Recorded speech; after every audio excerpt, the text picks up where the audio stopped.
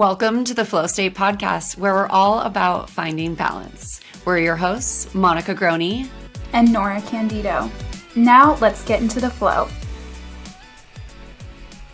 Welcome back, Flow State listeners. Today we have an amazing guest and a very highly requested topic. We have Esther Blum, who is an integrated dietitian and a menopause expert who's going to talk to us all things menopause, perimenopause today.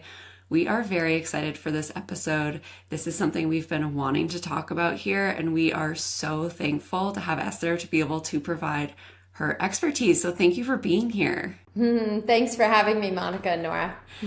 Tell us a little bit about how you got into this space and kind of like what your background is in terms of working in the space. Well, so it's funny. I was trained with zero background working in the space. I have a bachelor's and a master's in clinical nutrition. I spent the first 5 years of my career in hospitals, very classic dietitian route, and was working in cardiology units and with critical care patients and, you know, not making a lick of difference in anyone's lives. About 4.5 years into my trajectory, I did a functional medicine training because I was like, there has to be more. And there was. And I was so ticked off because I was like, I've learned more in 4 months of functional medicine training than I have in 6 years. I mean, don't get me wrong, the dietitian degree is really intense. I mean, most people don't realize it's pre-med with less physics, which is really why I chose it. But, you know, I was so frustrated because the studies and research are out there, but, you know, like big pharma, like big ag, like the Dietetic Association, they do take money from companies like Coca-Cola or other special interest groups. So I knew I had to look outside what's being conventionally taught. Medical school too, the curriculum's bought and paid for by drug companies. So I was like, okay, let me shift gears. So as soon as I got my functional medicine training, I left the hospital, and I was always doing a side private practice anyway, but I picked up a gig working part-time for a functional medicine doctor, and he trained me a lot too. So then I went out on my own after about 2 years with him. So when I started my private practice, though, immediately menopausal women started coming in. And I was like, okay, this is a really real thing, but I'm in my 20s and I'm not really relating to a woman with hot flashes or like this menopause, because, you know, in your 20s, you can diet for 3 days and lose 5 pounds. And so I started employing and getting really creative with diet therapy and saying, well, what happens if I just cut out, you know, starches for a month and just have women get their carbs from fruits and vegetables and proteins and fat? And my average patient lost 10 pounds in a month. And then we started playing with intermittent fasting. Like, they would come to me and say, I'm doing intermittent fasting. I was like, huh? So again, we started playing and building and building. And then, you know, I really dove deep. The farther down the rabbit hole I went, of course, I got into lab testing as well. And I went back and forth. I used to think, well, let's not invest in lab testing till we need to. And once I really became hormone literate, then I was like, duh, you have to test and not guess. So that leads me to where we are today. Yeah, it's so true. Like, very, very, very similar experience in my training as well. Like, all of the stuff that I do today is things that I've learned outside of our traditional nutrition training. And a lot of it did come from personal experience, and that made me have to find my own path. But having that foundation was also so important, like you said too. And I worked in a corporate setting for a little bit, and same thing. All of these perimenopausal, menopausal women were coming to me. I was in my 20s, also not having any idea. And I said to my manager, I was like, I want to make a program for these women. Like, they need the support. And he was like, well, why don't we focus on diabetes instead? And I was like, but they need the help. It's so frustrating. I just don't feel like this population is well supported in general. And I really hope that that's beginning to change, you know, with more of it being in the news, this topic in general of menstrual health becoming a little bit less taboo, and just us also trying to spread our mission and the word. So thanks for doing your work too. Well, yeah, I mean, really, change begins with us. I just made a reel the other day. I was like, don't sit and wait for your doctor to change, because the medical school curriculum is not changing anytime soon. Because how is big pharma profiting from bioidentical hormones? They're not. So it's really like, you know what? Don't rely on the government to get your recommendations right. Those are bought and paid for too. I mean, we should call this like the dietitian, the cynical dietitian version. But I really, one of my core values is transparency. I'm like, let me be real clear. When you hear a research headline, when you look at clickbait, look at who sponsored the study. Is this study even legit? Come on, people. Like, I understand not everyone has a science background or knows how to interpret science and data, but you can still read between the lines. Or if you see, how many times have you seen, or your patients come to you saying, I found this product online, what do you think? You can't even find the ingredients listed on the website. Don't buy it. Don't buy things that say proprietary blend and list no dosages at all. Like, you've really got to kind of be a savvy consumer. And that's why I wrote my book, See You Later, Ovulator, because I wanted women to have the research they needed, and maybe not understand the research, but even just knowing the research is out there, they can give it to their doctors and say, here are credible medical studies, many of which doctors kindly and generously passed along to me. I have many medical doctors who have been my mentors along the way. And say to a doctor, why is a dietitian giving me the research studies, but you're not? Mm-hmm. Why are doctors and why are FDA hormones, approved by, there are hormones approved by the FDA? Why are doctors not prescribing them? Right? So there's such a gap. And I think and it's really uncomfortable to question someone in a white coat in front of you. So if that's not your jam, you can always just leave and find a new doctor. But if you want to work with your doctor, be like, I've read the research. This is something I feel, I know there's things for my body that I need. There's things happening that are not right. I don't care if you tell me it's not my hormones. I know my body. I want to look at my hormones. I want to get testing done. And, there's also lifestyle tips you can do there in the book as well, which really are going to make about a 60 to 70% difference in your symptoms. And then the hormones and supplements really clean up the rest. Amazing.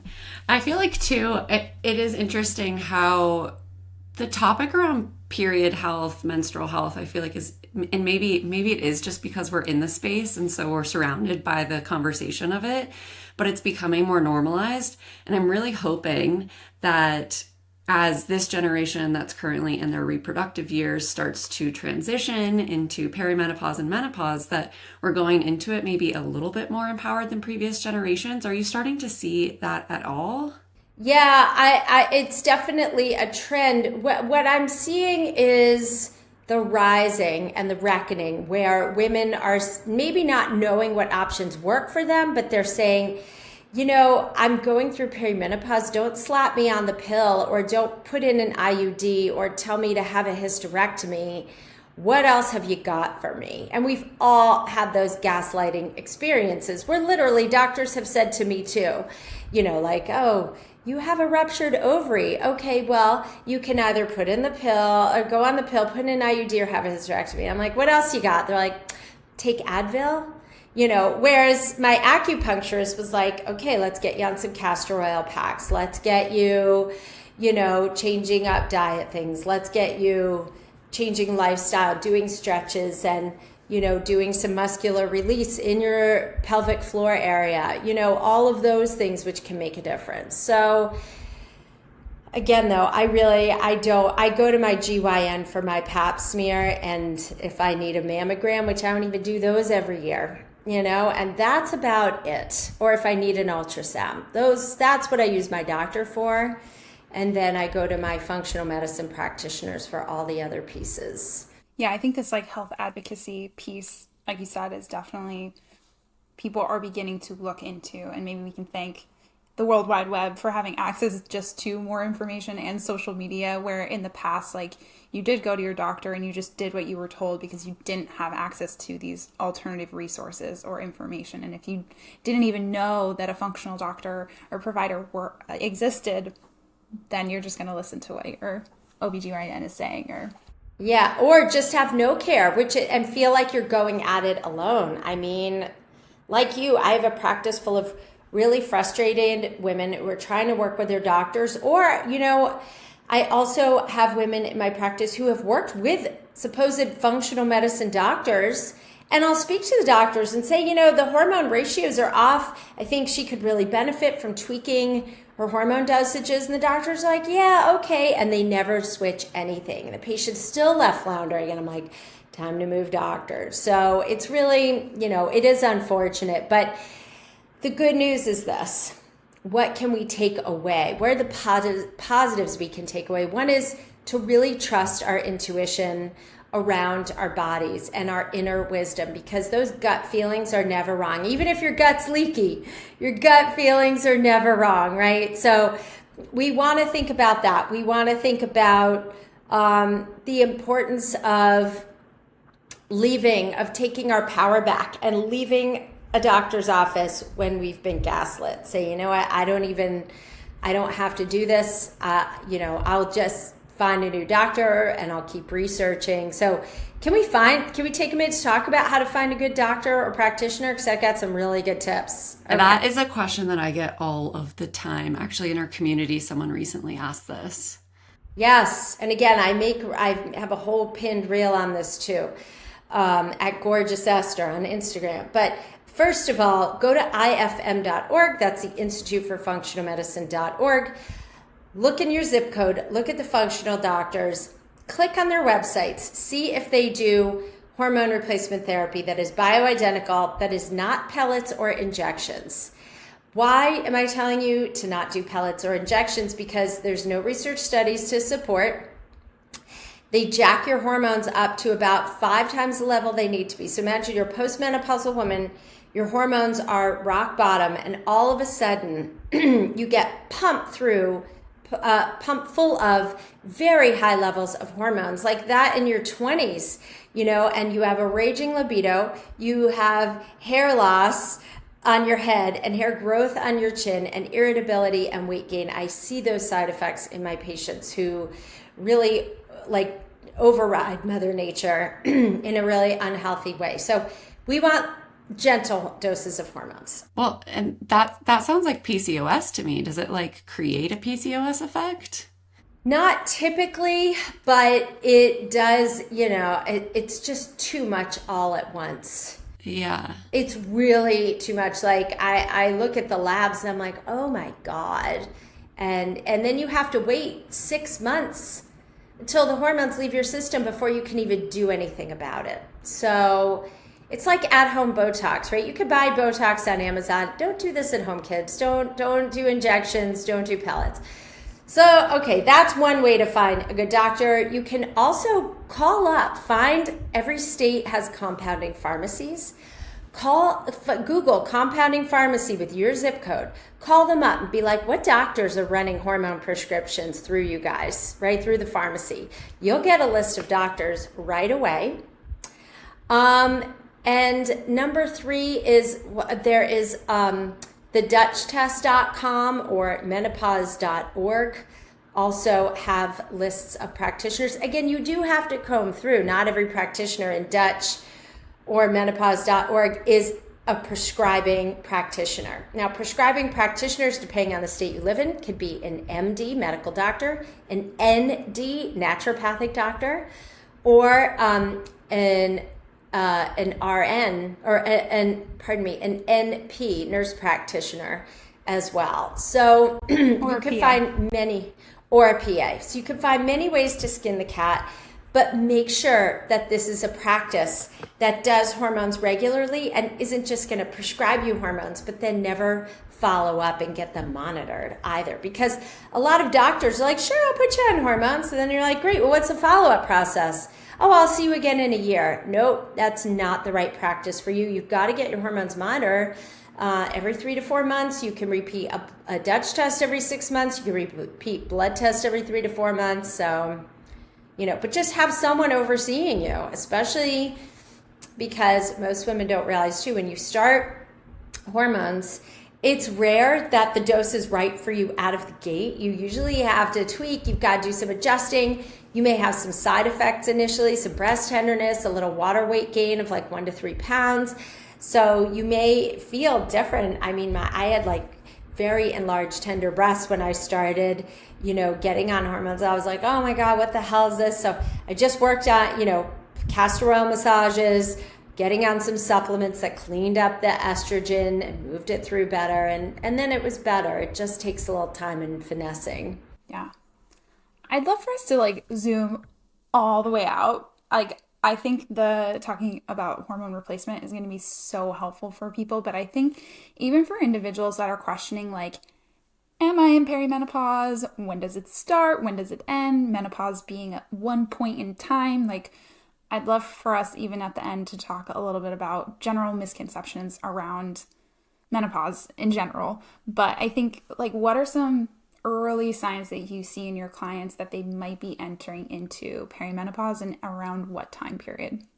Yeah, so the average age of women to start perimenopause is in their 40s, but I've seen women in their 30s, and I even had someone in my practice who was 29 and went through menopause. So that's where the gaslighting also kicks in, because doctors are like, well, if it's not between age 45 and 52, you don't have perimenopause. It's not your hormones. It's like, really?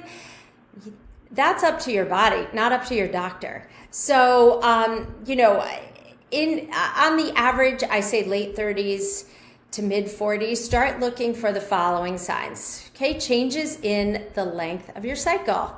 Some people's cycles get longer, longer duration between cycles, or longer days of bleeding. Other people get shorter, where a 28-day cycle is now a 21-day cycle. And they're like, what the heck is going on? Or you're spotting more in the middle of the month. Also, as your progesterone declines during this period, you can get crime scene periods where there's no progesterone to oppose your estrogen surges that you may start to get. So your bleeds are much, much heavier, where you're changing a tampon like every hour, or you're getting heavy clots in your periods as well. Greater insomnia before your period, and also a longer state of PMS. So if maybe your PMS was like 3 to 4 days before your period, now you notice like the first half of the month is radically different than the second half of the month. It's like a Jekyll and Hyde situation where you have so much energy in the beginning, mental clarity, you feel good, and the second half of the month you're like dragging your wagon, you're irritable, you're bloaty, breast tenderness. So you can feel off physical changes. Migraines are another sign. Women can develop migraines in perimenopause as well. So those are some pretty common symptoms that we see. But also weight gain. You can have some hot flashes, some vaginal dryness, all of those. So if you're like, what the heck is going on? Like, is there some alien squatter inside my uterus right now? Like, chances are your progesterone's starting to come down. And is that the traditional, what you see with hormones during the perimenopause phase, is that like progesterone is declining? Progesterone does decline because your body is saying, we don't want you to have a baby anymore. Stop ovulating. So you need if any of you listening have gone through fertility, your progesterone needs to be robust for you to ovulate consistently every month. So if your progesterone is low, is declining, and your body's winding down the ovarian party, then yes, that's when you get also anxiety and depression, mental health changes are also due to declining progesterone. And then you get what's called a relative estrogen dominance. So your estrogen levels may not be higher than they should be. It's just that there's inadequate progesterone to kind of tame the tiger. Progesterone's like a nice, soft kitten. It's like, oh, I love you, and let's just chill out and snuggle. And estrogen is like a tiger. It's like, let's go. That's why the first half of the month, you're like, oh yeah, I feel amazing. But second half of the month, as progesterone falls, you get the breast tenderness, meno rage, that real irritability. So that's how you know. You're like, oh, I'm in the zone now. It's here. I've seen in my practice too, where especially on the earlier side, if people are doing a new diet or have been following keto for a while, especially, and now they start to develop a lot of these similar symptoms, and they're like, oh, I'm perimenopausal. I'm like, time out. Let's check your labs, because what are some key things that you're looking for at that time on the internal side that can discern between induced versus actual? Well, definitely, again, you would look at, this is why I typically do a Dutch test.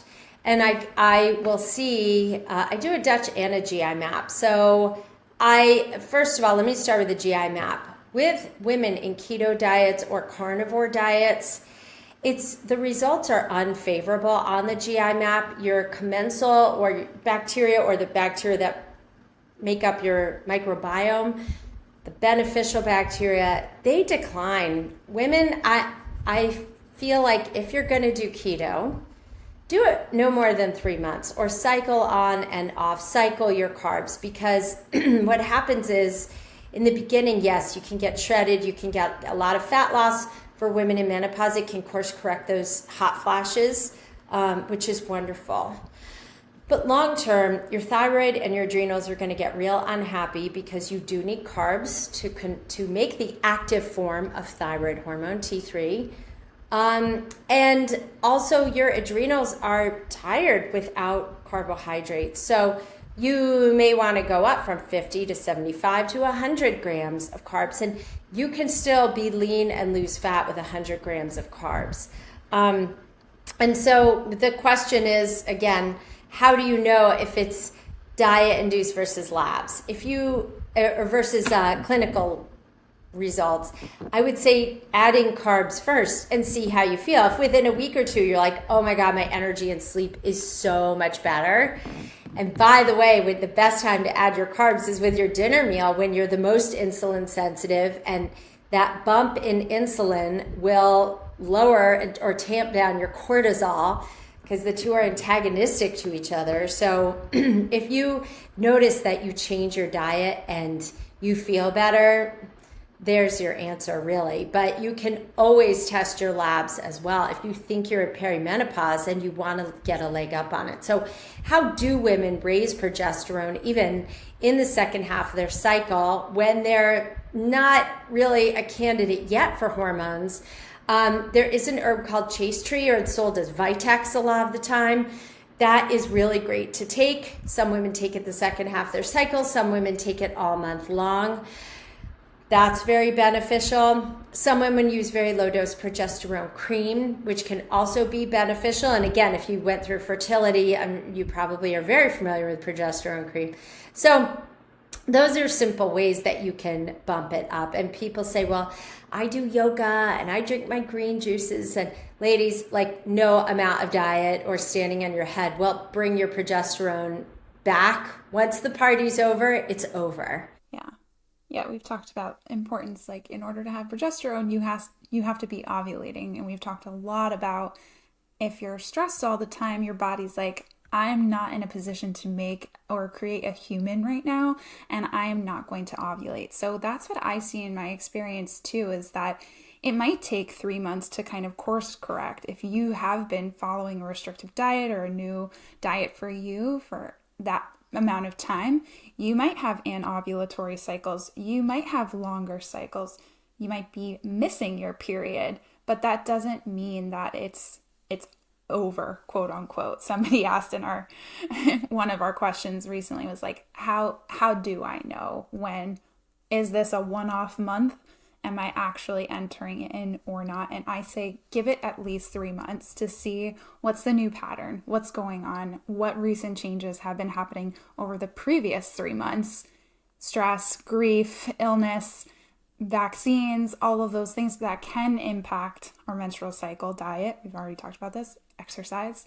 And then, so, I mean, it could be about 6 months total if you're trying to course correct. Yes. And I'm so glad you talk about that, the stress and the grief and trauma, because again, I've seen this in my own clients, the way trauma, especially in earlier years, really alters the outcome of our cortisol curve and of our ovarian reserves, because your body is getting these old error messages that you're still in danger, even though the reality is you are not. But the trauma imprints itself on your DNA and your subconscious to just keep you safe. It's a safety mechanism. It's an evolutionary pattern. So going for trauma therapy, I am working with patients in my practice with microdosing or ketamine. We have seen transformative results there, of course, coupled with therapy. It's not one thing, but healing what the grief and the trauma, and building a breath work or a meditation practice, a spiritual practice, spending time in nature, all of those things are imperative, and partner with hormones and supplements and diet and sleep and exercise. It's all, every piece is a cog in the wheel. I think too, there's like a misconception around menopause too, where people are like, oh, I'm going to be in menopause for a really long time. And like, isn't it true that people spend most of their time with symptomatic and perimenopause, and then menopause is just one point in time, correct? Well, if the issues are not addressed, I see women who are 10 years out of menopause and never got proper care and are still hot flashing and still depressed and still can't lose weight and have horrible brain fog and insomnia. And like, I see it, especially the most heartbreaking and egregious thing for me to witness as a practitioner and just a human are the women who get hysterectomies in their 30s or early 40s, and their doctors never put them on hormones. That's literally my grandmother. That's my grandmother. That's her story. And how did she fare through it? I mean, she's still alive. Like, she's like, yeah, I get hot flashes all the time. And how old is she now? She's like 80 something. So it's not like you go through perimenopause and then 12 months without a period, you're in menopause, and then all of a sudden, you've been flying through a storm and all of a sudden it's sunshine and rainbows. No, if you don't course correct, you can have vaginal atrophy, right? You can have all the genitourinary symptoms of menopause. So you get dryness, you get painful sex, you're getting very weak orgasms because you have clitoral atrophy, and you get UTIs because you have urethral atrophy. Nobody is saying to women, there are some amazing, I need to give these doctors a shout out, like Kelly Casperson or Rachel Rubin. They are amazing doctors, and they're like, how long should you use vaginal estrogen? Until you're dead. That's how long. Like, it needs to be like moisturizer, twice a week for the rest of your life. And you not only use it internally twice a week, but if you're having symptoms, you can use it on the vulva and the urethra or clitoris every night for the rest of your life. And it will prevent atrophy. It prevents vulvodynia. It prevents UTIs, helps you have a libido, helps you have joyful sex again where you're lubricating, right? And gosh, women don't want to talk about it at all. But I'm like, dude, you can't even have sex. Like, penetration isn't even physically possible. Imagine what your life would look like if you could actually enjoy sex again. Hello, that's like one of the best perks of being in a long-term marriage or relationship. So is there a point where like the vaginal wall has been broken down or so much that you can't fix it at a certain point, even using estrogen? No, you can make a difference. Even women in their 60s come to me and we get them on vaginal estrogen. They're like, oh my God, because it rebuilds collagen. So think of it this way, right?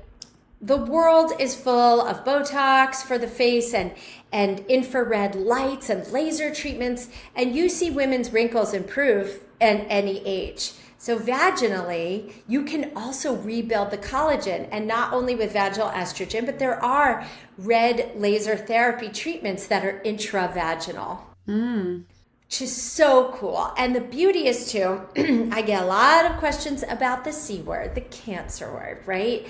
And they're like, oh my God, I've had cancer. I can't use vaginal estrogen.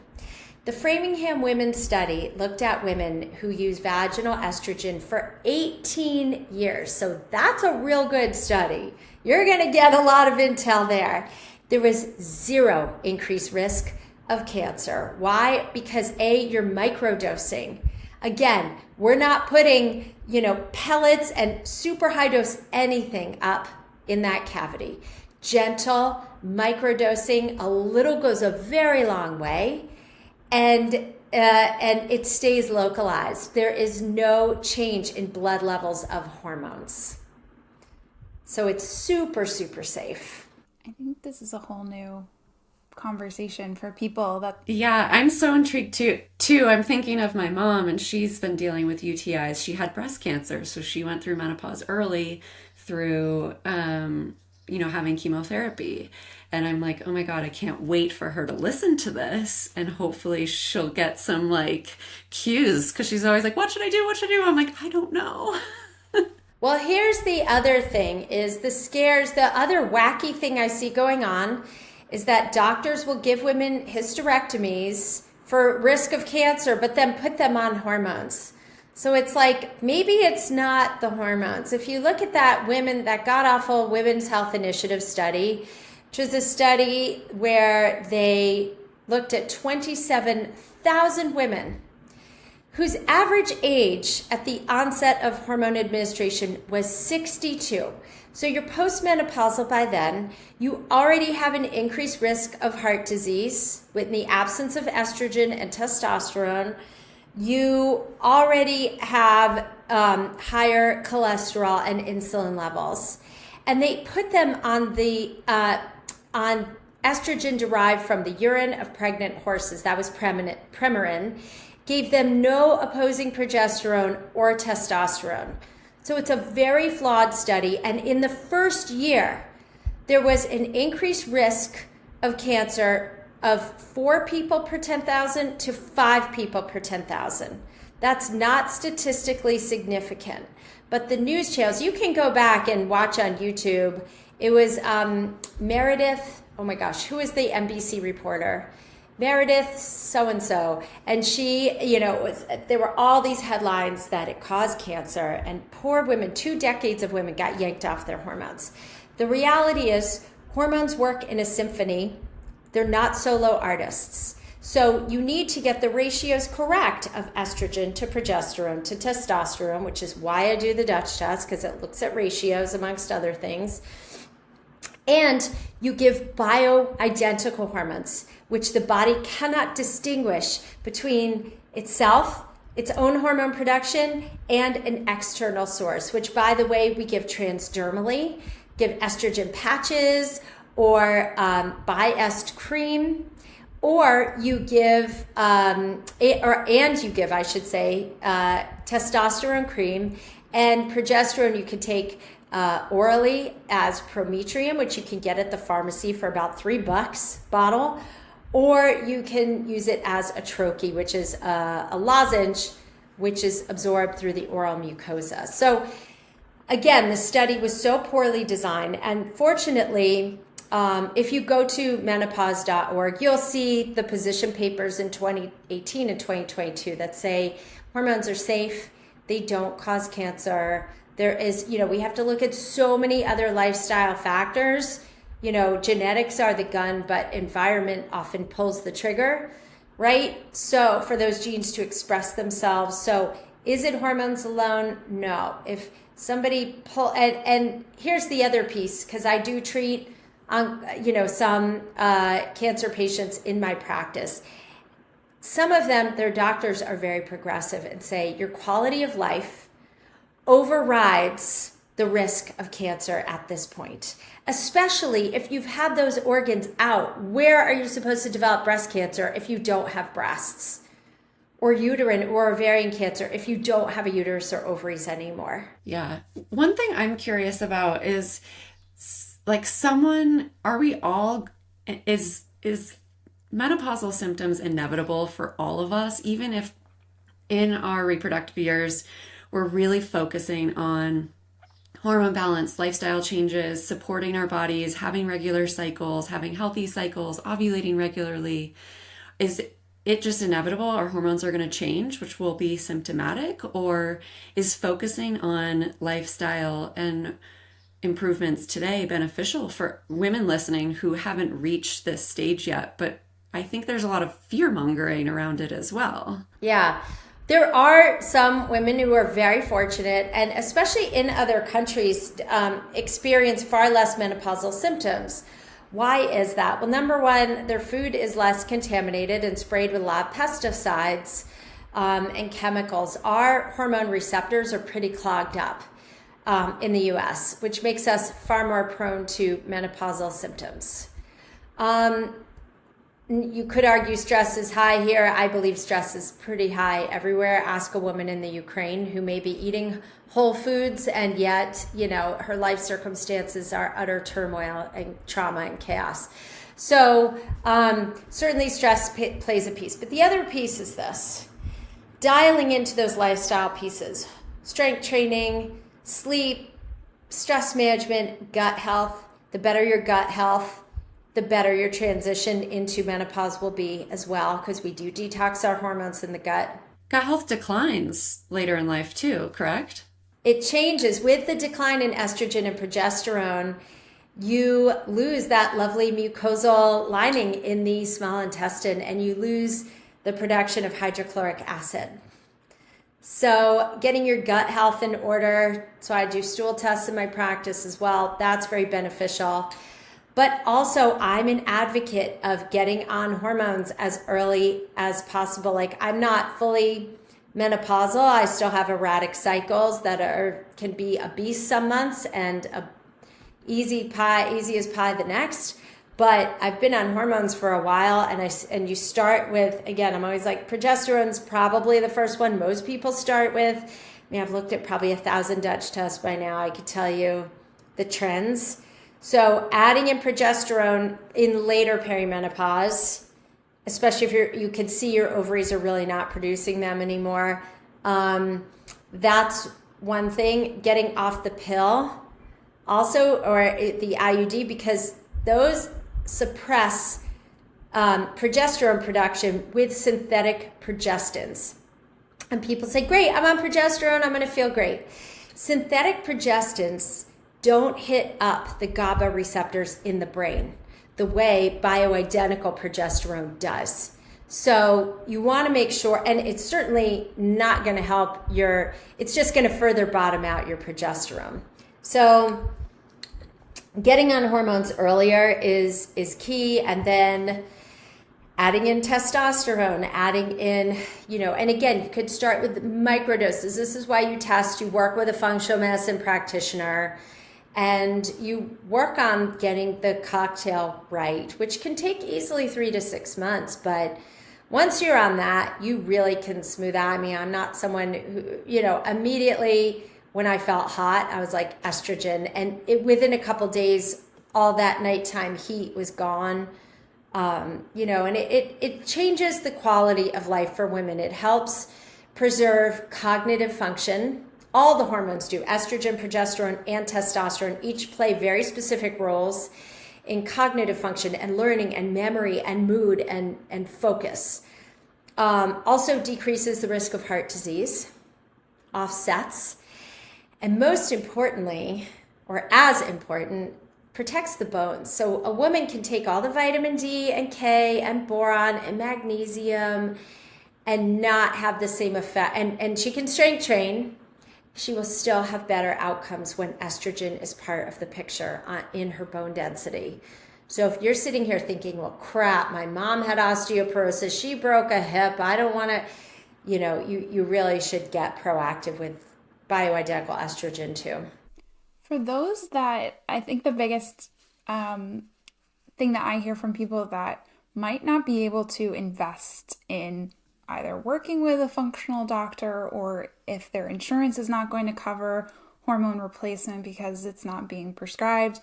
What are some tips that we can give people today that are more lifestyle, nutrition oriented to support the now and help with that transition that we're talking about?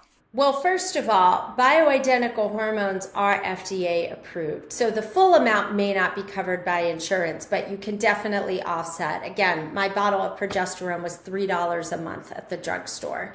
So it depends. Everyone's insurance is different. Or I'll hear women say, well, I had to pay $100 for my estrogen cream.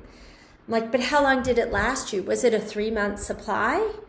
Or was it a 1-month supply? Most of the time, it will last a long time. So do the math, okay? But then also, first of all, advocacy. If you cannot, if you're not in a position to hire a functional medicine practitioner, get really good at advocating for yourself with your doctor and saying, let me try this. Let me try this for 3 months. What's the harm in it? It's FDA approved. You would write a prescription for Viagra or testosterone for a man in a heartbeat. Yep. Then let's go to sleep and stress management. Stress hormones are driven from the top down. So whatever's going on in the brain is going to affect the uterus and ovaries. And Nora, as you mentioned earlier, right? The fight or flight response is going to tank your progesterone levels. So getting yourself out of a place of trauma. And there are sliding scale therapists. So COVID really, I feel like, improved access to therapists. You could get better help. There's so many supports that are available. Okay, so managing stress, breathwork meditation is free. I use the Insight Timer app and have had meditations, everything from clearing chakras to healing your body. There's so many things you can do, and it's a guided meditation, and anything from 5 minutes to an hour you can do. And then, of course, diet is really important too. So let's talk a minute about protein, because during perimenopause and menopause, we are at the greatest risk for losing the most amount of muscle in the shortest period of time. So you want to make sure, the research shows, you've got to get at least 30 grams of protein at breakfast, lunch, and dinner to have an anabolic effect, to be able to not only preserve muscle, but build lean muscle. Yes, if preach. Right? If you're having 1 egg at breakfast and like a 3-ounce can of tuna at lunch and then like a 6-ounce steak at dinner, you're still shortchanging yourself. I was talking about this with my son. He and I were at the gym together. He's 16 and really has a nice amount of muscle on him, but he doesn't eat enough. And I'm like, you're having a nice anabolic window now because you're 16. Wait until you're 30. This ain't going to cut it. You got to learn to like space out your protein. I was talking about all the research, but it applies to men and women. Okay. So that's number one. Number two is really flipping your ratios. Most women come to me very high carb, low protein. You got to flip. So you're higher protein, lower carbs. Switch your carbs to complex starches, sweet potatoes, beans or legumes. I don't mind white potatoes. I don't mind rice either, but cooked and cooled, baby. Soaked too, to get rid of that arsenic. Soaked and rinsed. And fruits and vegetables, of course. And you'll see a shift in your energy, but also your waistline. I'm like protein by day, carbs at night, really. That's really the way to go. That's so interesting, because my understanding is actually the insulin sensitivity declines throughout the day. So I recommend people to kind of have more moderate in the morning and dinner, and then a lighter meal at night, especially with digestion side of things too, and different schools of thought. But I know I've heard you mention too of like the sleep benefits by having some carbohydrates at night as well. And I think for individuals, that's why nutrition is so specific, it's individualized. What works for one person is not going to work for another. So playing around with it too. Like if you need a bedtime snack and that's going to be the thing that carries you through the night, so you're not waking up, you're not experiencing hot flashes because you had a blood sugar crash in the middle of the night. Yeah. Then that might be really beneficial for you, and play around with that. Is it? That's right. And people are terrified when I'm like, before bed, have some honey with salt. And they're like, oh, I'm going to get so fat. I'm like, you're going to sleep through the night. And that's going to course correct your insulin issues. So like, and they're like, what? I get to eat carbs? I'm like, oh yeah, baby, eat your carbs. When I wore a CGM, Nora, remember, I was crashing in the middle of the night, or like my blood sugar was going crazy. And I was like, I'm not sleeping well. I started eating something before I went to bed and it went away. So like for me, I need it. Mm-hmm. Yeah, I like casein rich. So if you can do like a little bit of Greek yogurt, something that has some fat and lasting power to get you through the night, that's been shown to be really beneficial too for just helping that blood sugar stay stable. Amen. I love, like, we are so aligned, and I really appreciate hearing this even from someone who has years of experience, longer than I do too. But it's really affirming to hear these things too, and I'm so grateful. Oh, I'm grateful to be here, on your platform, just spreading the word, because this is how we get it done, is like through podcasts like yours and through conversations with legit practitioners, not Instagram influencers who are selling you something. We're just giving you the gift of health and empowerment and advocacy so you can totally make menopause your bitch. It doesn't have to be like this horrible experience. And that's why I really wanted to inspire women, because I'm like, this isn't, I was concerned about it too before I went into it. And now I'm like, oh, I got this, and we can all get this. And I don't think I look like someone who's struggling through it. My clothes all still fit. I haven't gained weight. My weight is exactly the same. My appetite's the same. My sleep is better with progesterone than it was. I was like, wow, I was really progesterone deficient for a while. So, I was inspired and encouraged by how good I felt. I was like, oh, these hormones are rock and roll, baby. One question I do want to ask before we kind of lead towards the end is, I know we get a lot of questions about intermittent fasting, and I'd be curious your opinion on it. Yes. So if it works for you, it's magic. Don't be attached to whether it works for you or not. Just try it and see. So there's 3 beautiful ways you can intermittent fast. One is very simple. It's a 12-hour fast. And again, if you're someone who needs a bedtime snack, you're not going to be an intermittent faster, and that's okay too. But the gentle fast is 12 hours. You stop dinner by, let's say, 7 p.m. You don't eat breakfast before 7 a.m. So you're resting, you're digesting. Which is kind of just like sleeping. Like, I don't know. I still think I probably get a 12-hour fast even if I eat before I go to bed, because I'm like in bed by 9:30, so I've had a snack at 9, and I really don't eat usually till like 9:30. So I think a lot of people are thinking like intermittent fasting, I have to not eat for half the day. Well, there is that. So there are longer fasts where you can fast, have a shorter eating window of like 6 to 8 hours where you eat from between 10 and 6 or 12 and 6. And then there's the more drastic one, which I've used because I have some women in my practice who are like, I'm just not hungry. I don't feel the need to eat before noon. And if I do eat before noon, then I'm more hungry and craving all day, and they do better with less food. And so for those women, I'll have them do a 5-2 fast where 5 days they are eating business as usual, and 2 days during the week that are spread out, like a Wednesday and a Saturday, or Tuesday and a Friday.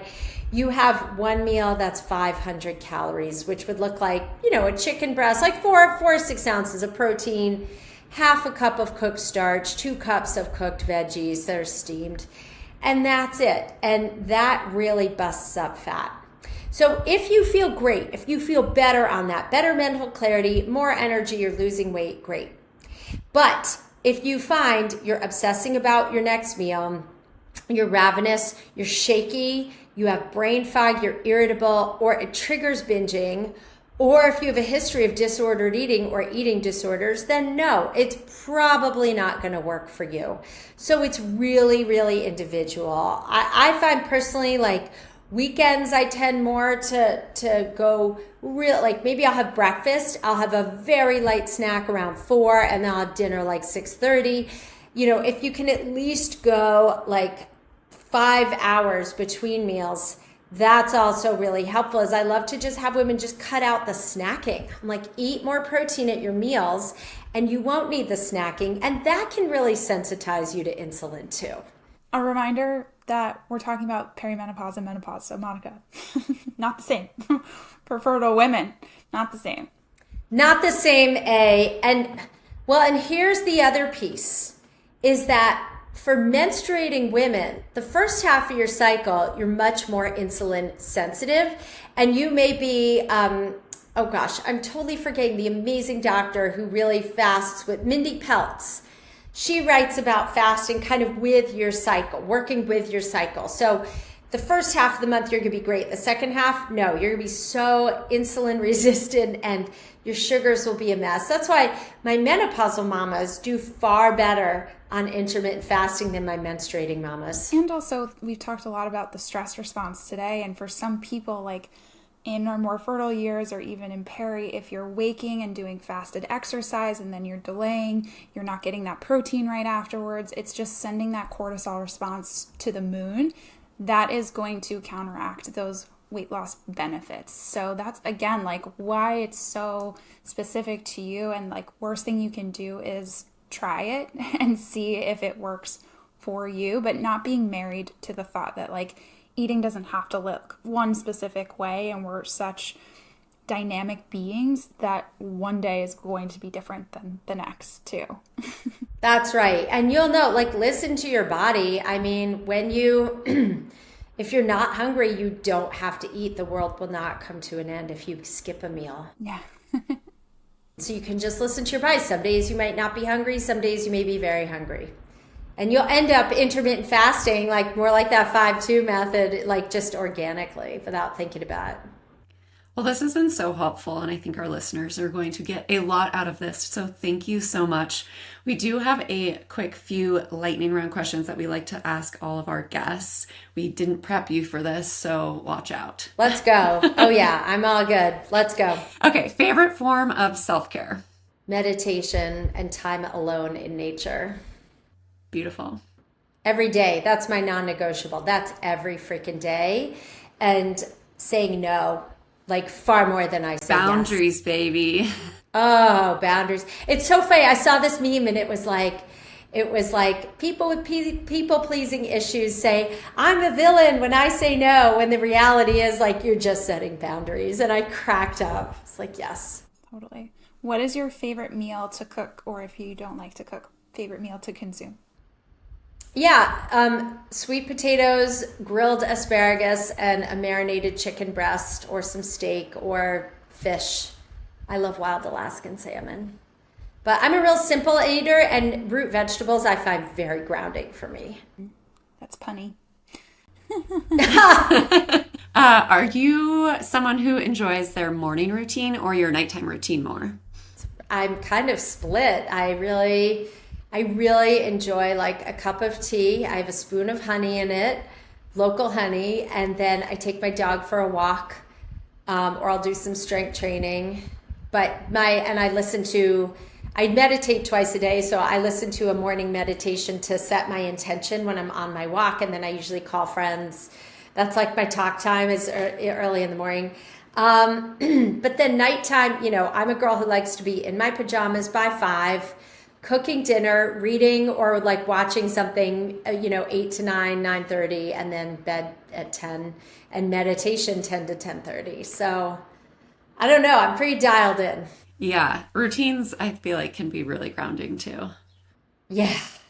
Is there a book that has had a big impact on you? Mm-hmm. It's Brené Brown. It's not Together Rising. It's, oh my gosh, what's the book? Daring Greatly? Daring Greatly. Yeah. That's been profound. But also, I love the book Outrageous Openness by Tosha Silver, which has also been fabulous at teaching me to like co-create with the divine. That was also like such a game changer for me. And I send it to friends all the time. And they're like, oh my God, this is awesome. Yeah, it's really great. I want to add a bonus one. Okay, go ahead. If you had to or could give people one phrase or just word of advice to empower them through this transition, what would you leave them with? Forgive yourself. Those are the most healing words anyone can ever give you, I think. It's just forgive yourself. Just be kind to yourself. Talk to yourself as if you were talking to your best friend. Just heal. It's just so healing and nurturing, and it's like a giant hug. So that's what I would say. Beautiful. I'm hoping everyone that is listening is curious to learn more. And if you are, definitely go and check out Esther's book, See You Later, Ovulator. I was checking it out myself and I'm excited to dive in deeper. So thank you so much for sharing your work and for educating us all on what's to come. Can I give everyone a gift too? Because I love gifts. Okay, well, follow me on Instagram at Gorgeous Esther. But then I want to give you all my happy hormone cocktail, please. So estherblum.com/cocktail. And it's going to give you tips and to help you right away. If you're in perimenopause or menopause, it's going to change the quality of your life and your trajectory throughout. Amazing. We will leave the link down below in the show notes so everyone can go and check it out. Awesome. Thank you. Thanks so much, Esther. This was awesome. Thanks for being here.